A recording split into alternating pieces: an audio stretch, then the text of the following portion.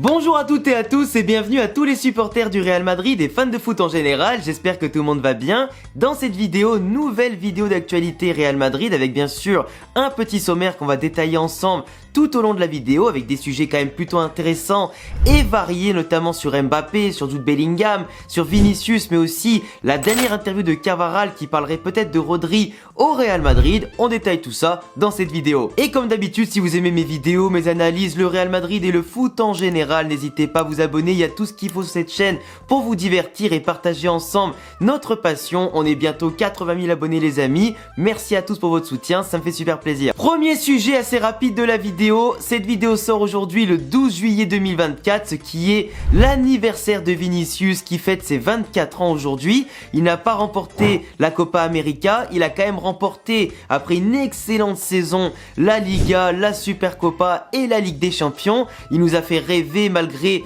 un moment qu'il avait eu des absences, des blessures, etc. Il est quand même revenu à chaque fois au top niveau. Il nous a régalé par ses dribbles, par ses buts, par son activité, par sa mentalité, sa motivation. Et c'est clairement aujourd'hui, à mon sens, le favori au Ballon d'Or. Même s'il a perdu la Copa, je pense que c'est celui qui a le plus marqué les esprits tout au long de la saison avec bien sûr Jude Bellingham. Mais Vinicius Junior, en tout cas à 24 ans, pourrait bien avoir le Ballon d'Or avant ses grands rivaux Haaland, avant ses grands rivaux Kylian Mbappé et aussi bien sûr ses coéquipiers. Et pour moi, ce serait entièrement mérité. Et Vinicius aujourd'hui à 24 ans est encore très loin de son prime. Donc aujourd'hui, encore une fois, joyeux anniversaire à Vinicius. Continue de danser, de nous faire sourire, continue de nous faire lever de nos chaises et de nos canapés par tes dribbles et tes actions, ta vitesse et tes frappes. Et régale-nous encore. Et d'ailleurs, dites-moi en commentaire quel était votre but préféré ou l'action préférée de Vinicius qu'il a pu réaliser cette année au Real Madrid. Jude Bellingham pourrait bien être opéré de son épaule juste après l'Euro. Il pourrait bien manquer 2 mois de compétition et donc revenir seulement début septembre au Real Madrid s'il venait être opéré dès maintenant. Et forcément, il raterait la préparation, il raterait la tournée aux États-Unis, il raterait la Super Coupe d'Europe contre l'Atalanta le 14 août et il raterait aussi les 2 premiers matchs ou 3 premiers matchs de Liga. Ce qui ferait que Jude Bellingham, qui a quand même eu une saison assez longue, un été assez long, pourrait bien faire sa préparation de son côté, mais pas de manière intensive, avec les matchs et les entraînements, etc. Vraiment où ça se rentre dedans, où ça va vraiment se donner pour se préparer. Et du coup, manquerait un peu de rythme de compétition en arrivant en septembre. Il serait pas à 100% et devrait monter ensuite petit à petit en puissance pour arriver à un pic de forme d'ici novembre, voire décembre, tu vois.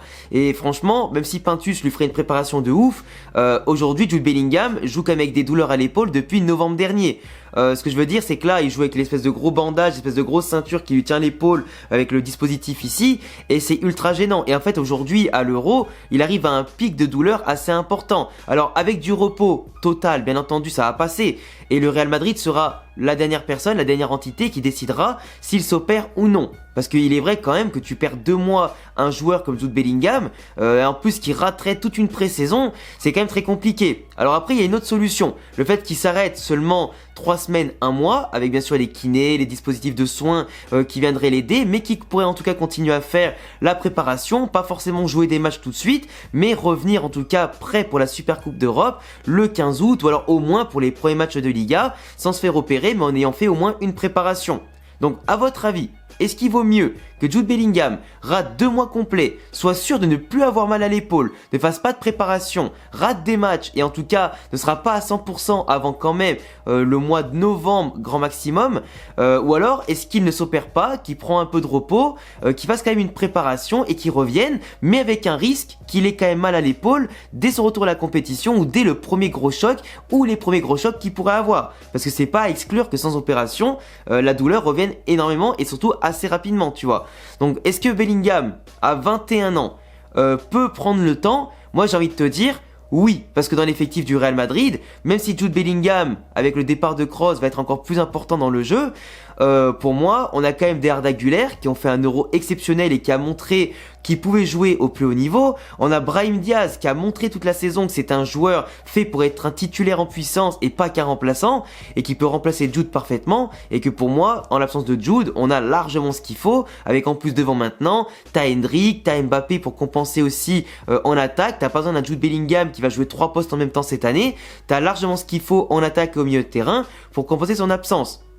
Et pour moi, je préfère avoir un Jude à 100% ou à 120% qui a plus de douleur ni rien et qui prend le temps de faire une préparation et de prendre du rythme petit à petit en n'étant pas forcément titulaire au début après son opération pour pas qu'il ait de pression de revenir, pour pas précipiter le retour, mais au moins il sera à 100% pour les moments décisifs, c'est-à-dire la fin de première partie de saison et toute la deuxième moitié de la saison, avec la Ligue des Champions, le Mondial des clubs, la Super Coupe, la Copa del Rey, etc. Tu vois.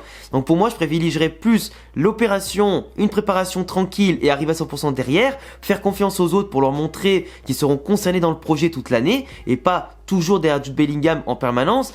Et pour moi, voilà, on a les armes, on peut s'en passer pour l'instant, même s'il y a un Jude à 100% dès le début de saison, c'est forcément indétrônable, c'est forcément imbattable et peut-être futur Ballon d'Or. Donc forcément, tu t'en passes pas d'un joueur comme ça, tu vois. Il me semble que Brahim Diaz va être opéré ou du moins va prendre tellement de repos qu'il n'aura pas besoin dans son cas aussi d'être opéré vu qu'il n'a pas fait de grande compétition avec le Maroc cet été. Donc normalement lui de son côté devrait échapper au pire à l'opération. Mais Jude Bellingham, lui en tout cas, dites-moi ce que vous en pensez en commentaire. Mais je préférerais qu'il s'opère tout de suite pour qu'on soit tranquille et que les autres puissent gérer à sa place, tu vois. Mbappé bat déjà tous les records de vente et aussi d'affluence au Real Madrid. Tous ces maillots, je dis bien tous ces maillots les amis sont en train de vider les usines d'Adidas, sont en train de démolir les stocks et en train de démolir les équipes qui se tuent pour fabriquer tellement de maillots qu'il y a de demandes. Et il faut savoir aujourd'hui que pour se procurer un maillot officiel de Kylian Mbappé avec bien sûr le flocage, le symbole Ligue des Champions, tous les symboles en tout cas de Liga etc. Ça coûterait entre 180 et 200 € par maillot, ce qui est un petit peu aberrant quand tu sais qu'à l'époque les maillots coûtaient 60, 80 voire 100 € grand maximum. Aujourd'hui, ça dépasse absolument tout avec tous les sponsors, les logos, etc. C'est devenu aberrant. Mais en tout cas, même dans ces conditions, il y a plus de 2 mois d'attente quasiment au Real Madrid pour ceux qui commandent de manière officielle le maillot. C'est une dinguerie à quel point il a tout épuisé en seulement 2 jours parce que le maillot il est pas en vente depuis longtemps. Il est pas en vente depuis longtemps, c'est ça le pire. Donc aujourd'hui tu te retrouves avec un Kylian Mbappé qui certes en France subit des critiques avec l'Euro, avec ses prestations en demi-teinte en Ligue des Champions, tout ça. Mais à l'international il est phénoménal. Sa réputation, son statut est limite plus respecté à l'international qu'en France. Et Kylian Mbappé aujourd'hui, qui est très attendu au Real Madrid par rapport au nombre d'années qu'il attend, par rapport à son statut footballistique de faire partie des meilleurs joueurs du monde, en tout cas de joueurs différentiels, par rapport à l'argent aussi que le Real Madrid a investi dessus dans sa prime à la signature et son salaire, même s'il n'a pas payé de transfert directement au Paris Saint-Germain, et heureusement, il y a une attente qui est énorme et aujourd'hui, il y a plus de 120 000 personnes qui attendent de rentrer au Bernabéu pour le voir. Il y a déjà eu les demandes de tickets et tout, ça dépasse les 100 à 120 000 personnes. Ça va limite battre le record d'affluence en faisant carton plein de Cristiano Ronaldo en 2009. Et globalement, on va avoir une présentation aussi galactique que Cristiano. Et en tout cas, les gens se déplacent. Parce que les autres joueurs, à part Cristiano, avaient soulevé 50 000, 40 000, 30 000, 20 000, 10 000, tu vois, mais jamais autant que Ronaldo. Et là, ça va être le cas avec Mbappé. Présentation qui ira au passage mardi prochain à midi. Donc forcément, ne ratez pas ça, parce que ça va être exceptionnel. Ça va être le mardi 16 juillet. Et ça va être plutôt intéressant. On débriefera bien sûr la présentation sur la chaîne dans la foulée. Mais c'est vrai que ça va être beau à suivre. Et franchement, un spectacle à ne pas rater. Mais de l'autre côté, là, le fait qu'ils vendent tous les maillots, etc., ça montre que les supporters du Real ont pardonné quand même ce qu'il avait fait en 2022, 2023 ou 2024 en ne venant pas de base. Et de base, là aujourd'hui, ça va être fait. Et forcément, les gens sont contents, ils ont leur maillot, ils vont avoir un vrai numéro 9 dans l'effectif après Benzema. Et espérons maintenant que l'histoire soit belle et pas que ce soit un flop et qu'il retrouve avec Pintus, son niveau physique et après qu'il explose tout et qu'il plante 40, 50, 60 buts par saison, qui nous régale parce que le Real Madrid est habitué à gagner des titres sans lui. Donc avec lui, normalement, il est censé nous rendre meilleurs. On doit gagner beaucoup plus de choses avec que sans lui, tu vois. Du moins, c'est ce qu'on verra dans les prochaines années. Dis-moi en commentaire si tu devais acheter un maillot du Real Madrid, en tout cas cette année, quel joueur tu floquerais et aussi combien toi tu es prêt à mettre dans un maillot, parce qu'aujourd'hui je trouve que 200 € pour un maillot, tout complet et tout, je trouve ça quand même un peu abusé. Et pour terminer avec le dernier sujet, on a Carvajal qui a fait une interview à la télé espagnole, qui a indiqué en tout cas qu'il n'arrêtait pas de faire pression à Rodri en interne pour le convaincre finalement de signer au Real Madrid. Il n'arrête pas de lui dire qu'en Angleterre il fait froid, il fait pas beau, qu'il a fait le tour de la Première Ligue, qu'il a fait le tour là-bas et qu'il a tout remporté avec City et qu'il fallait qu'il retourne à Madrid, dans sa ville où il est né, pour remporter un maximum de trophées, notamment en Espagne. Parce qu'on rappelle que Rodri de base, il avait joué à Villarreal, à l'Atlético,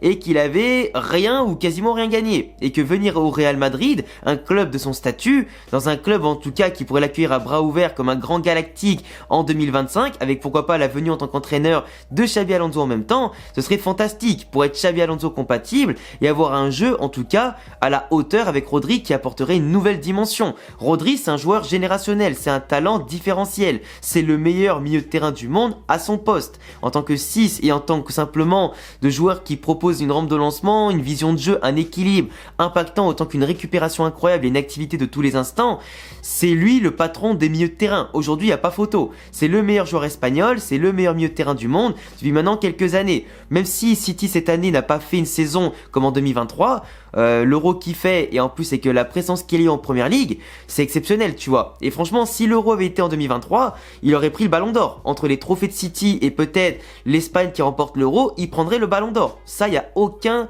doute là-dessus, tu vois. Mais simplement cette année, avec que la Première Ligue et que l'Euro entre guillemets, c'est sûr que c'est pas un joueur qui est entre guillemets bankable au niveau de son rayonnement, au niveau dans la tête des votants. Il a pas fait aussi forte impression que Jude Bellingham, que Vinicius forcément, mais il peut pas être Ballon d'Or. Et encore heureux, parce que pour moi c'est Vinicius ou Bellingham, c'est un des deux et personne d'autre, tu vois.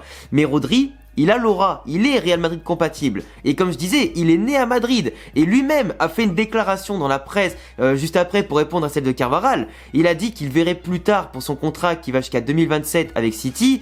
Il dit que l'avenir réserve des surprises et qu'il sait très bien que Madrid c'est sa ville, que l'Espagne c'est son pays et qu'il aimerait un jour y revenir. Et s'il y revient, c'est en tant que conquérant, c'est en tant que joueur en tout cas encore dans ses possibilités et la force de l'âge, c'est pas en tant que finito, tu vois.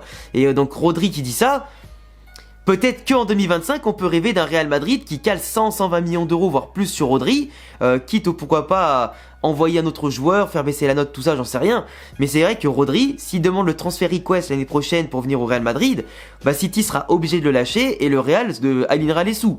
Parce que même si tu as déjà des milieux de terrain importants, je pense moi à l'avenir, et je l'avais déjà dit la dernière fois, que peut-être que Tchouaméni sera amené à reculer en défense centrale, ou simplement, si Rodri vient, je suis désolé, mais Tchouaméni il est pas au niveau de Rodri. Tchouaméni il est pas au niveau de Rodri, il est même pas décevant, mais ça, si Tchouaméni d'ici l'année prochaine n'a pas montré vraiment qu'il peut progresser et combler les lacunes qu'il avait par moment, même s'il est énorme, si Rodri y vient, moi honnêtement Rodri sera titulaire. Tchouaméni, c'est pas un manque de respect de dire ça, c'est pas un manque de respect non plus la déclaration de Carvajal de demander à avoir Rodri.